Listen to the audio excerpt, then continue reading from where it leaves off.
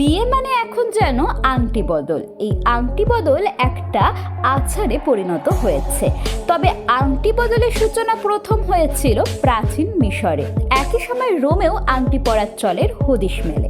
তবে রোম এবং মিশরের আংটি পরার অর্থ ছিল দুরকম। মিশরীয় সভ্যতায় আংটি সুস্বাস্থ্যের প্রতীক।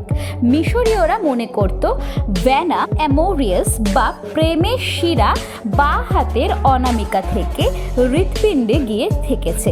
তারা মনে করত বা হাতের অনামিকায় আংটি পরলে তার টান হৃদয়ে লেগে থাকে। সেই থেকেই আংটির গোলাকৃতি দেয় মিশরীয়রা।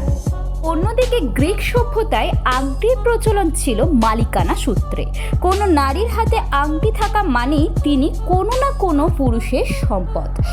প্রথমে আংটি তৈরি করা হতো হাতির দাঁত এবং বহু রঙের পাথর ও তামা বা লোহা দিয়ে।